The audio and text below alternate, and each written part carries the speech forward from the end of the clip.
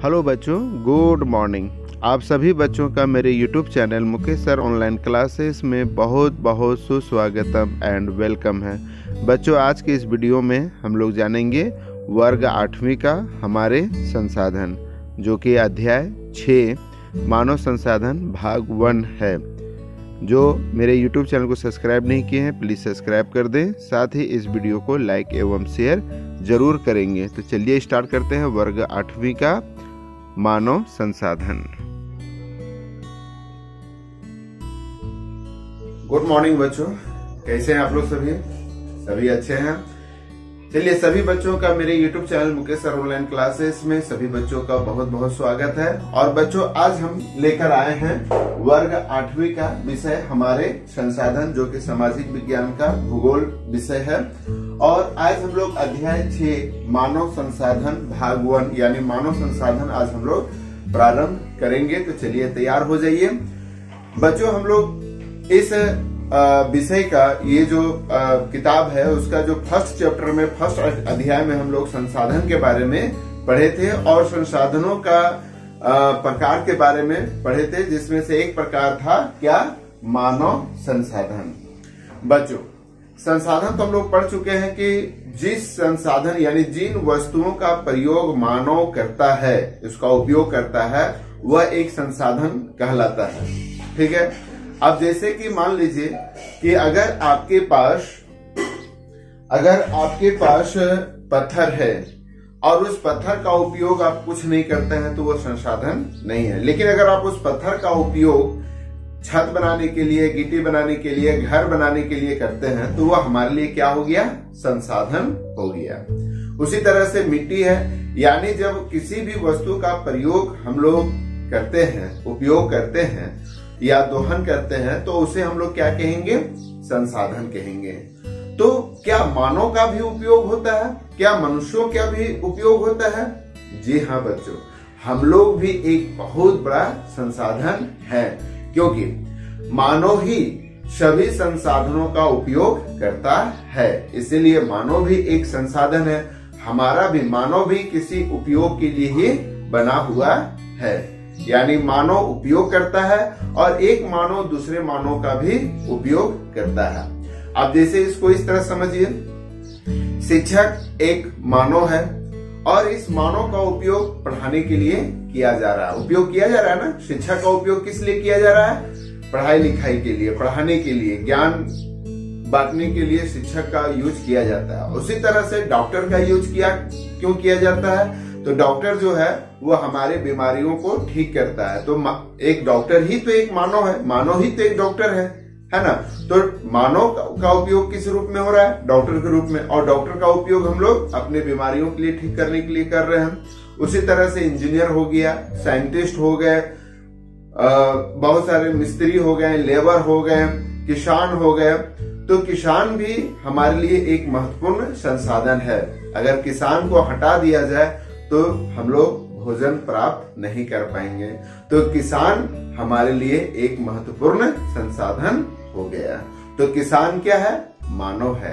तो आज हम लोग पढ़ेंगे मानव संसाधन, यानी मानव जो है, मानव का उपयोग जिस रूप में किया जाता है। आप अगर विद्यालय जाते हैं, बस से जाते हैं, ठीक है, तो बस को कौन चलाता है? एक ड्राइवर चलाता है। क्या बिना ड्राइवर का बस चलेगी? हाँ, ये अलग बात है कि अभी विज्ञान और टेक्नोलॉजी इतना आगे बढ़ गया है कि ड्राइवरलेस बस, ड्राइवरलेस ट्रेन का जो है प्रयोग किया जा रहा है। लेकिन अगर जरा सोचा जाए कि आखिर उस बस या उस ट्रेन को किसने बनाया, तो कोई ना कोई मानव ने ही अपने दिमाग से, अपने साइंस और टेक्नोलॉजी का प्रयोग करते हुए बनाया। इसीलिए मानव भी एक महत्वपूर्ण संसाधन है। बच्चों, प्राचीन काल में बहुत सारे ऐसे संसाधन हमारे पृथ्वी पर मौजूद थे, लेकिन उन लोग इसका सही तरीके से यूज करना नहीं जानते थे। जब से औद्योगिक क्रांति हुई, तब से मानव जो है इन संसाधनों का बहुत ही अच्छे रूपों से प्रयोग किया और आज हम लोग आधुनिक युग में जी रहे हैं।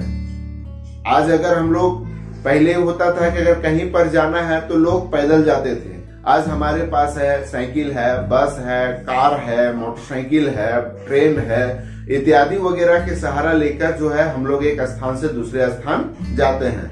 तो आखिर ये बस, ट्रेन, साइकिल किसने बनाया? तो एक मानव ने बनाया। इसलिए मानव भी एक महत्वपूर्ण संसाधन है। आज जो हम लोग मोबाइल के माध्यम से अपना पढ़ाई कर रहे हैं, ऑनलाइन के माध्यम से पढ़ाई कर रहे हैं, ये मोबाइल से हो रहा है। तो इस मोबाइल का आविष्कार किसने किया? तो एक मानव साइंटिस्ट ने ही किया।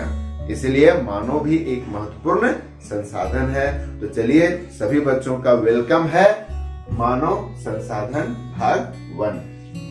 तो बच्चों, मानव संसाधन यानी पृथ्वी में जितने भी प्रकार के संसाधनों का उपयोग, दोहन एवं विकास मानवों द्वारा किया जा रहा है। यानी जितने पृथ्वी पर जितने भी प्रकार के संसाधन हैं, उन सभी संसाधनों का उपयोग कहिए या दोहन कहिए या भविष्य के विकास के लिए कहिए, उन सारे चीजों का प्रयोग कौन करता है? तो वह मानव करता है।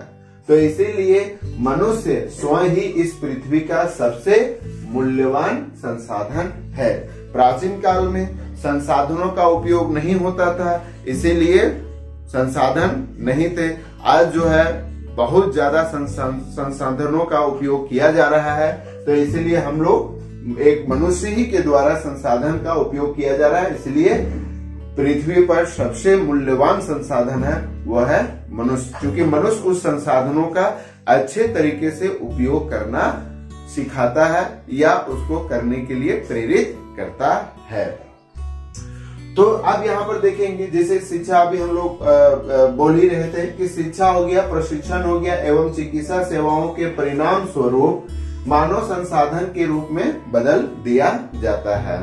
तो अब यहाँ पर देखिए शिक्षा, अभी हम आप लोग को शिक्षा दे रहे हैं, टीचरों के द्वारा या किसी व्यक्ति के द्वारा शिक्षा दी जा रही है, तो वो भी एक मानव संसाधन हो गया। प्रशिक्षण, किसी चीज को आपको सिखाया जाता है, अच्छे तरीके से करने के लिए सिखाया जाता है, तो वो भी एक मानव के द्वारा होता है। चिकित्सा सेवाएं है ना, जो भी आपको डॉक्टर के द्वारा जो भी चिकित्सा सेवाएं दी जाती है, वो सभी का प्रयोग मानव के द्वारा किया जाता है। इसीलिए हम मानव जो है उस चीज को कन्वर्ट करते हैं, परिवर्तन करते हैं, उसको बदल देते हैं, तो वह भी एक मानव संसाधन के रूप में आएगा।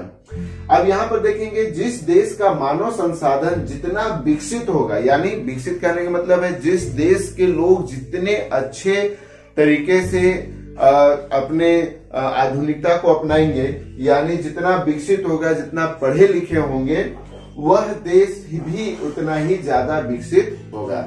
यानी जिस देश के लोग जितने विकसित होंगे, जितने पढ़े लिखे होंगे, किसी भी संसाधन का उपयोग अच्छे ढंग से करेंगे, तो वह देश भी उन संसाधनों के मामले में विकसित होगा। आज हम लोग अमेरिका की बात करते हैं, इंग्लैंड की बात करते हैं, फ्रांस की बात करते हैं, रूस की बात करते हैं, तो ये सारे देश उन्नत देश है, क्योंकि वहां के मानव संसाधन भी बहुत ही उन्नत किस्म के हैं। लोग वहां अभी 100% जो है शिक्षित हैं, पढ़े लिखे हैं, तो वह देश भी शिक्षित, पढ़ा लिखा और विकसित होगा। तो इस प्रकार मानव संसाधन के विकास एवं मानव संसाधन विकास एवं देश के विकास में सीधा संबंध है। यानी अगर मानव संसाधन का विकास होगा तो उस देश का भी विकास होगा। इसका सीधा संबंध आपको रखना है कि जिस देश के लोग अच्छे होंगे, जिस देश के लोग अच्छे होंगे, वह देश भी अच्छा होगा। ठीक है। अब अगर जरा सोचिए, आपके विद्यालय की बात हम कर रहे हैं, अगर आपके विद्यालय के बच्चे अगर अच्छे होंगे तो वह विद्यालय भी बहुत ही अच्छा होगा, है ना। जिस गांव के लोग बहुत अच्छे होंगे, बहुत पढ़े लिखे होंगे, लोग पढ़े लिखे होंगे, तो हम ये कहेंगे कि उस गांव के लोग बहुत अच्छे हैं, वह गांव बहुत अच्छा है। ठीक है। आप थोड़ा सा सोचिए, आप किसी प्रतियोगिता में भाग लेते हैं, खेल कूद में भाग लेते हैं, और आप जो है फर्स्ट डिवीजन आ जाते हैं या फर्स्ट आ जाते हैं, तो क्या नाम होता है कि भाई फलना स्कूल का बच्चा बहुत तेज है। देखिए स्कूल, तो आप अच्छे हैं, आप फर्स्ट आए तो आपका विद्यालय भी फर्स्ट आ गया, आपका विद्यालय के साथ आपका गांव भी फर्स्ट आ गया। इसीलिए आप अगर अच्छे होंगे तो आपका विद्यालय अच्छा होगा, आपका विद्यालय अच्छा होगा तो आपका गांव अच्छा होगा, आपका गांव अच्छा होगा तो आपका प्रखंड अच्छा होगा, आपका प्रखंड अच्छा होगा तो आपका जिला अच्छा होगा। यह एक तरह से आपका जिला अच्छा होगा तो आपका राज्य अच्छा हो जाएगा, और आपका अगर राज्य अच्छा होगा तो आपका देश अच्छा होगा। इसीलिए मानव संसाधन का विकास ही देश का विकास है। तो अब मानव संसाधन मतलब क्या हो गया कि मानव मतलब लोग और लोगों की संख्या, ठीक है। तो यहाँ पर आप देखेंगे कि जनसंख्या है ना, लोगों का मतलब एक संख्या के बारे में जनसंख्या, जन मतलब हो गया लोग, संख्या मतलब गिनती, लोगों का गिनती। यानी अब यहाँ पर देखेंगे कि ये हमारा विश्व का मैप है। तो यहाँ पर हम लोग देखते हैं कि जनसंख्या का वितरण मतलब हो गया बसाव, यानी पृथ्वी पर लोगों के बसाव के तरीके को जनसंख्या वितरण का प्रतिरूप कहते हैं। यानी हमारे पृथ्वी पर जनसंख्या लोगों का बसाव किस टाइप का है, किस तरीके का है, कहाँ पर लोग ज्यादा बसते हैं, कहाँ पर कम बसते हैं, तो उसी प्रतिरूप को हम लोग जनसंख्या का वितरण कहेंगे। यानी अगर जिस देश में जनसंख्या अच्छी होगी, अच्छी मतलब हो गया कि स्वस्थ विकसित होगी, तो वह देश का संसाधन भी विकसित होगा। अब जरा सोचिए, अमेरिका इतना बड़ा कंट्री है, लेकिन आज हम लोग बोलते हैं अमेरिका सबसे विकसित देश है। कारण अब देखिए ये पूरा अमेरिका हो गया है ना, उत्तरी अमेरिका, दक्षिणी अमेरिका, लेकिन यहाँ का बसाव कम है, मतलब और एशिया से कम है। तो यहाँ पर लोग ज्यादा विकसित हैं। भारत, चीन, एशिया जो है, एशिया महादेश जो है, वह जनसंख्या का एक बहुत बड़ा क्षेत्र है, ठीक है। तो यह क्षेत्र जो है वह कम विकसित कहा जाता है, क्योंकि जहां पर लोग ज्यादा होंगे तो वहां पर संसाधनों का उपयोग भी ज्यादा होगा, और संसाधन का उपयोग होगा तो इसमें वितरण की मामला आ जाता है और लोग धीरे धीरे गरीब हो जाते हैं। चलिए हम लोग इसके बारे में अलग से चर्चा हम लोग करेंगे।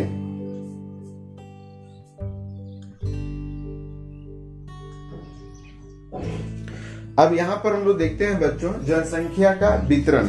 तो जनसंख्या का वितरण हम लोग देख रहे हैं कि विश्व की 90% जनसंख्या 3 बड़े स्रोतों से प्राप्त स्रोतों में केंद्रित है। यानी विश्व की जो जनसंख्या है, जितनी भी जनसंख्या है, उसका तीन बड़े स्रोतों में केंद्रित है। और वो कहाँ कहाँ है, पहले देखिए, पूर्वी एवं दक्षिण पूर्वी एशिया। तो यहाँ पर देखिए ये एशिया महादेश है ना, दिखाई पड़ रहा है, एशिया महादेश दिखाई पड़ रहा है। एशिया महादेश में हम लोग देखते हैं वो भी क्या, पूर्वी, तो ये पूरब हो गया, ये इलाका एशिया का, ये पूर्वी इलाका, एवं दक्षिण पूर्वी, देखिए ये पूरब, पश्चिम, उत्तर, दक्षिण। तो यहाँ पर पूर्वी एवं दक्षिणी पूर्वी, तो पूर्वी है ना, एवं दक्षिणी पूर्वी ये इलाका, यानी चीन, भारत ये आ जाएगा, है ना। दक्षिण पूर्वी एशिया, ठीक है। तो पूर्वी एवं दक्षिण पूर्वी एशिया, पूरब, पश्चिम, दक्षिण, उत्तर, तो पूर्वी और पूर्वी दक्षिणी इलाका, यानी ये इलाका, ठीक है। तो एशिया का ये जो इलाका है, पूर्वी और दक्षिणी पूर्वी इलाका जो है, उसमें बहुत बड़ी जनसंख्या निवास करती है। दूसरा हो गया उत्तर एवं पश्चिमी यूरोप। अब देखिए यूरोप महादेश ये हो गया, तो उत्तर एवं पश्चिमी, उत्तर मतलब ऊपर हो गया, पूरब, पश्चिमी, पश्चिमी मतलब पश्चिम में ये साइड, ठीक है, समझ में आ रहा है। उत्तर एवं पश्चिमी साइड में का जो इलाका है, यूरोप का जो यूरोप महादेश का इलाका है, वह होता है आपका बहुत बड़ी जनसंख्या उसमें भी निवास करती है। पूर्वी तथा मध्य संयुक्त राज्य अमेरिका, देखिए ये पूर्वी इलाका हो गया, संयुक्त राज्य अमेरिका पूरा मान लेंगे हम लोग। तो यह पूर्वी इलाका और मध्य इलाका, यानी ये भाग, यानी ये जो हिस्सा आप देख रहे हैं, यह जनसंख्या के घनत्व को बहुत ज्यादा दर्शाता है। अब अपना बुक का भी मैप में देख सकते हैं कि यह जो रेड इलाका दिखाया गया है, यह है फर्स्ट वाला, यानी पूर्वी एवं दक्षिणी एशिया महादेश का जो इलाका, आप जो पूरा रेड गाढ़ा रंग का देख रहे हैं, फिर आपका हो गया पूर्वी उत्तर एवं पश्चिमी यूरोप हो गया। फिर आपका जो है पूर्वी तथा मध्य संयुक्त राज्य अमेरिका हो गया। तो ये जो इलाका जो ज्यादा रेड कलर से दिखाया गया है, वह जनसंख्या ज्यादातर यहीं पर निवास करती है। तो यहाँ पर हम लोग देखते हैं कि लगभग 95% जनसंख्या उत्तरी गोलार्ध में, चूंकि हम लोग ये हम लोग पढ़े हैं कि पृथ्वी को हम लोग 2 भागों में बांटते हैं, और वो भाग क्या क्या है ये देखिए। ये हमारा ग्लोब है, तो विषुवत रेखा के ऊपर वाला हिस्सा को हम लोग बोलते हैं उत्तरी गोलार्ध, और विषुवत रेखा के नीचे वाले भाग को हम लोग बोलते हैं दक्षिणी गोलार्ध। गोल आर्ध मतलब आर्ध, गोलार्ध मतलब पृथ्वी गोल है तो उसका आधा, है ना। तो यहाँ पर लगभग 95% जनसंख्या उत्तरी गोलार्ध में पाई जाती है, 95% जनसंख्या, और मात्र 5% जनसंख्या दक्षिणी गोलार्ध में पाया जा रहा है। देखिए, विषुवत रेखा का ऊपरी हिस्सा उत्तरी गोलार्ध, विषुवत रेखा का नीचे वाला हिस्सा दक्षिणी गोलार्ध। तो लगभग विश्व का अगर जितनी जनसंख्या उसमें 95% जनसंख्या जो है वह उत्तरी गोलार्ध में पाया जाता है। 10 डिग्री उत्तर से 40 डिग्री 30 इंच उत्तर अक्षांश के मध्य विश्व की लगभग 60% जनसंख्या निवास करती है। अब यहाँ पर देखिए, यहाँ पर हम लोग देख सकते हैं कि उत्तर कहने का मतलब है जो विषुवत रेखा है, विषुवत रेखा ये देखिए 0 विषुवत रेखा के उत्तर में है ना, वो उत्तर हो गया तो 10 डिग्री, तो 10 डिग्री यहाँ पर मान लेते हैं। देखिए यहाँ पर है, यहाँ से यहाँ 30 है, तो इनको 3 भाग कर दीजिए, तो यहाँ 10 डिग्री से लेकर 40 मतलब यहाँ तक, यानी ये जो इलाका है ये देखिए ऐसे करके गया है ना, जिसमें अफ्रीका ये सब, भारत, चीन है ना, पाकिस्तान ये सभी आ जाते हैं। मध्य विश्व की लगभग 60% जनसंख्या निवास करती है। विश्व की कुल जनसंख्या का लगभग 75% लोग एशिया और यूरोप में निवास करते हैं, यानी जितनी विश्व की जनसंख्या उसमें 75% सिर्फ एशिया महादेश और यूरोप, मतलब ये देखिए ये जो है एशिया और यूरोप को एक जगह मिला दीजिए, ये सभी को बंद कर दीजिए, ये एशिया हो गया, ये यूरोप हो गया। तो लगभग जितनी जनसंख्या उसका 75% लोग एशिया और यूरोप महादेश में निवास करती है। केवल 10 देशों में ही 60% लोग निवास करते हैं। और ये याद रखेंगे कि विश्व में जो आपका एशिया और यूरोप घनी आबादी वाला महाद्वीप है, तो इसलिए 75% लोग निवास कर रहा है। इसका मतलब कि एशिया और यूरोप जो है वह सबसे घनी आबादी वाला देश है। तो हम लोग उन 10 देशों के बारे में जिक्र करेंगे कि उन 10 देशों में कितनी जनसंख्या निवास करती है। अब बच्चों यहाँ पर हम लोग देखेंगे प्रमुख 10 देशों की जनसंख्या जो कि विश्व में सबसे ज्यादा जनसंख्या मानी जाती है। तो हम लोग अभी जो जनसंख्या के बारे में पढ़ेंगे वह जनसंख्या 2014 यानी 2011 में भारत देश की जनसंख्या की गणना हुई थी। लगभग 12, 13, 14 में पूरे विश्व की जनसंख्या की गणना हो चुकी है, इसलिए यहाँ पर 2014 का डाटा आपको दिखा दे रहे हैं। तो सबसे पहले हम लोग सभी जानते हैं कि विश्व की सबसे बड़ी जनसंख्या किस देश के पास है, तो वह है चीन। ये हम लोग जानते हैं विश्व की सबसे बड़ी जनसंख्या चीन में है। तो चीन में लगभग कितना, चीन में लगभग 135 करोड़ लोग निवास करते हैं। उसके बाद सेकेंड नंबर पर कौन आ गया, भारत। तो हम लोग जानते हैं 121 करोड़। चीन फर्स्ट हो गया, भारत सेकेंड हो गया। यूएसए तीसरा नंबर पर, यूएसए यानी United state of America 31 crore. ये पूरा मिला के इतना बड़ा महादेश मिला के मात्र 31 करोड़ जनसंख्या निवास कर रहे हैं। इंडोनेशिया, इंडोनेशिया यहाँ हो गया है ना, इंडोनेशिया में लगभग कितना 25 करोड़ लोग निवास करते हैं।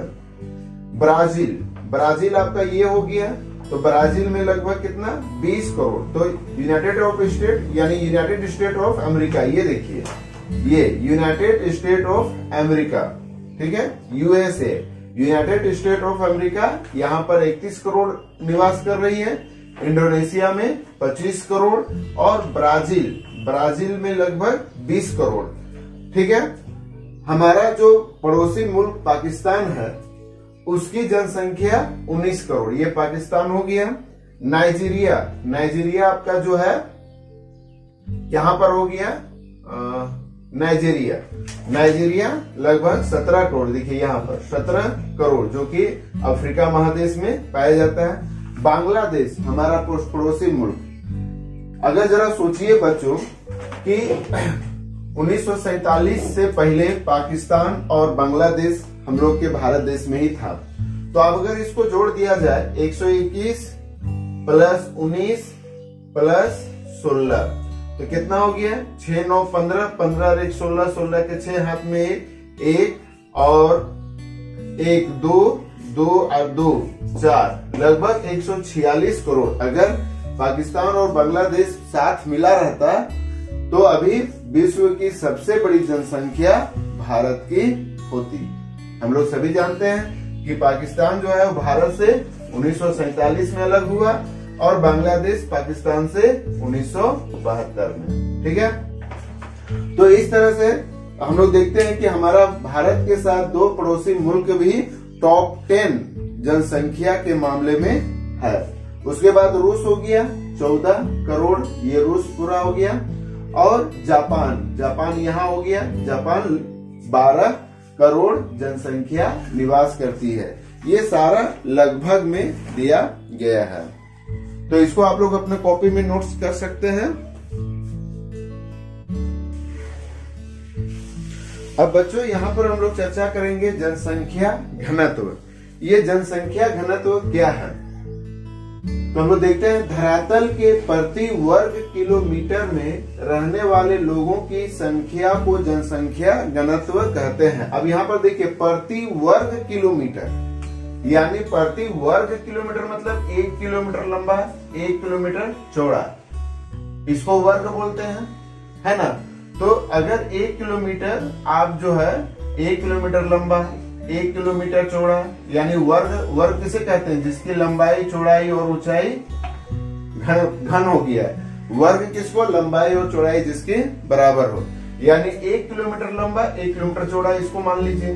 तो इस क्षेत्र में जितने लोग निवास करते हैं, 1 किलोमीटर आगे 1 किलोमीटर ऐसे एक वर्ग बना लीजिए, और उस वर्ग में जितने लोग निवास करते हैं उसी क्षेत्र को हम लोग जनसंख्या घनत्व कहते हैं। ठीक है, क्लियर हो गया। यानी धरातल के प्रति वर्ग किलोमीटर में रहने वाले लोगों की संख्या को जनसंख्या का घनत्व कहते हैं।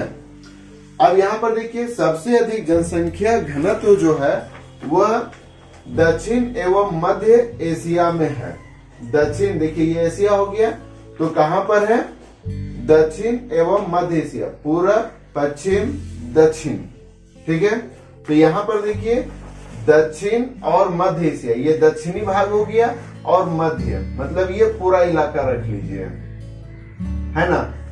ये रूस जो है उत्तरी एशिया में आ जाएगा, और इधर जो है आपका जैसे तुर्की हो गया, ये सभी तुर्की सऊदी अरब ये सब पश्चिमी एशिया के अंतर्गत में आ जाएगा। तो दक्षिणी एशिया में पाकिस्तान, भारत, बांग्लादेश, श्रीलंका, है ना, चीन, नेपाल, भूटान, ये सभी जो है वो दक्षिण एशिया में आ जाएगा। और मध्य में चीन हो गया, मंगोलिया हो गया, काजाकिस्तान हो गया, ये सभी मध्य एशिया यानी ये तो पूर्वी एशिया में जापान चला जाएगा, है ना, में स्थित है।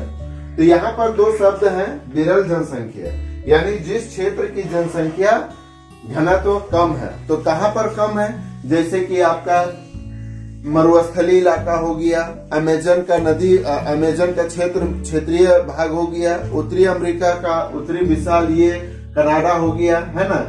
अमेरिका का सबसे उत्तरी भाग जो है यहाँ पर बर्फ मिलती है, तो यह भाग भी जो है ग्रीनलैंड वगैरह ये सब हो गया। तो यह इलाका जो होता है वहां पर जनसंख्या कम है, क्योंकि यहाँ पर सालों भर बर्फ गिरती है। ये आपका सहारा मरुस्थल है ना, अफ्रीका का सहारा मरुस्थल है, यहाँ पर सूखा है, तो यहाँ पर जनसंख्या कम मिलती है। जबकि आपका विरल, अब यहाँ पर देखिए सघन जनसंख्या, जिस क्षेत्र की जनसंख्या घनत्व अधिक है, तो जैसे कि मान लीजिए भारत हो गया, बांग्लादेश हो गया, पाकिस्तान हो गया, चीन हो गया, है ना, इंडोनेशिया हो गया, मलेशिया हो गया, तो ये सारे जो देश हैं वह जनसंख्या घनत्व ज्यादा है।